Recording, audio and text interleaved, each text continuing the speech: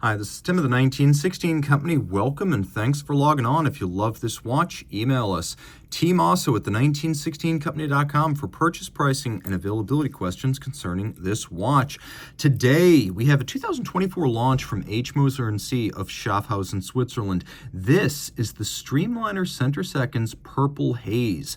If you're a Jimi Hendrix fan, Purple Rain. If you are a Prince fan, and maybe Purple People Eater, if you're that small segment of Sheb Woolley fans still active. This is a watch for all of you and more, because I think purple, along with brown, might be the dial color of the future. Purple is the new green. So the original Streamliner Center Second came out with a matrix green dial in 2020.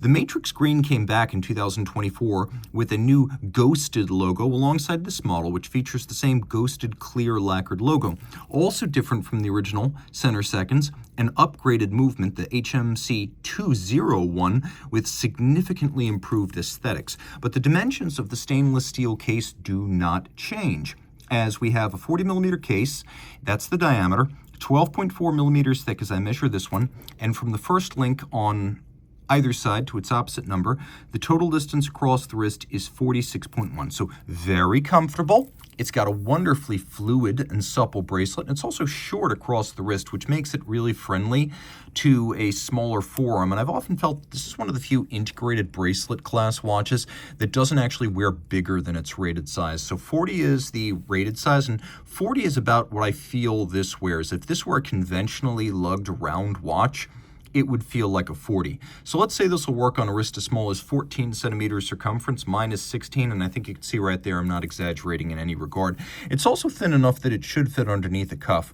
The bracelet's always been a highlight of the Streamliner, all versions, and it's got a sort of organic quality, like the armored back of some sort of animal in the marine or terrestrial realm. It also has a little bit of a 70s Abel sport classic to it, maybe Omega Speed Sonic Chronograph Lobster Tail. The nice thing about this watch is that along with the tonneau, the lapping machine radial grain, the integration of the bracelet to the case, it's got a lot of references to an era, and they're loving references. There's no plagiarism here, and the watch as a whole is an original work. It doesn't feel like a takeoff of the Nautilus or the Royal Oak or the Laureato or the 222 or the Rolex Oyster Quartz. This is a very original statement, and something that feels like it's got a soul of its own. It doesn't bask in reflected glory.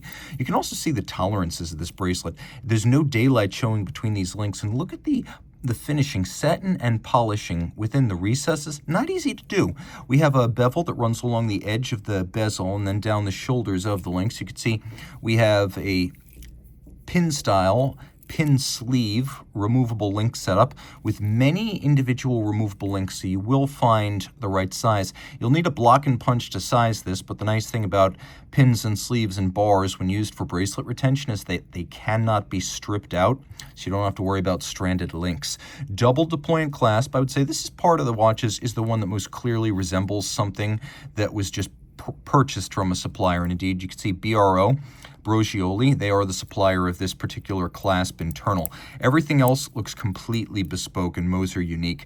You can see the Moser crest, Moser Cie. Of course, the modern Moser company, relaunched in 2005, the historic Moser company dating back to the 19th century. This watch tries to stay in touch with that heritage, though it is very much a modern timepiece from a modern watch company. It's sort of a revival brand like Blancpain or A Lange und Söhne. But making up for lost time, you can see the execution is superb. It's a gorgeous case. Now, most Moser watches, just about all, have some sort of case flank recess. Usually this is some sort of scalloping or concave profile, but here we have a bezel on top, a case back, and then a recess that's set and finished between those two, let's call them bread halves on the Moser sandwich. Screw down crown, double knurled, Moser branded, 120 meters water resistant. The dial underneath, a little bit of a boxed and cambered sapphire. You can see that 70s style radial brushed graining.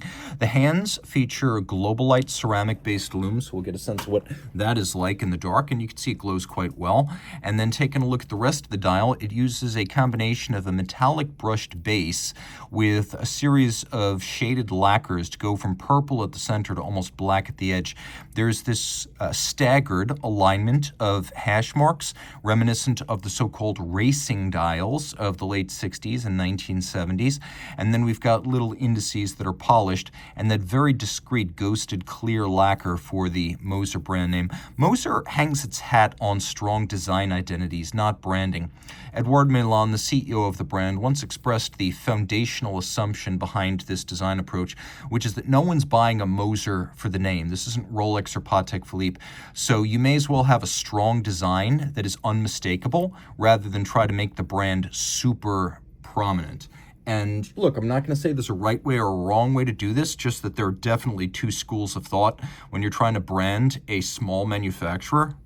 And you could see these two schools of thought are divergent, to say the least. I actually like Moser's approach. Now, it does feature a hacking seconds function, so you can stop that seconds hand, and you can set this whole thing to a reference time if you wish.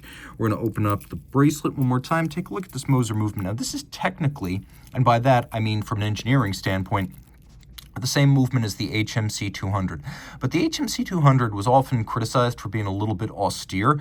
Even though it was technically accomplished, it wasn't necessarily something to look at. This really is. It's still 32 millimeters in diameter. It's nicely sized for a big watch. It is made in-house, and Moser, through its precision engineering subsidiary, makes the hardest parts of the movement, the balance, the hairspring, and the escapement. You can see that the balance is free-sprung with all the adjustments done using recessed variable inertia screws on the rim. 3 Hz beat rate. It's got a full balance bridge with a free-sprung balance for shock resistance and a 72-hour power reserve. It's a bi-directional pawl-based winding system with high-efficiency unlubricated ceramic rotor bearings. What's different here is that it's now got a nickel anthracite coating not previously featured on the rhodium-plated bridges. And we have a skeletonization of the drivetrain and the winding train, so you can see more of the works. We also have skeletonization of the rose gold rotor, so you could see those bridges and the skeletonized works underneath it.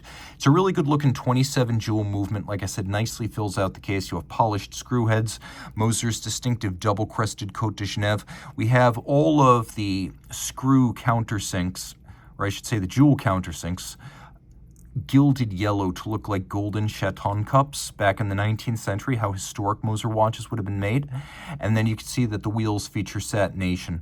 And then there is that engine turning out on the edge of the base plate. It's a great looking movement and a lot more attractive and appealing than its previous iteration, but still very rugged, hacking seconds, all in-house movement, and the 3-day power reserve.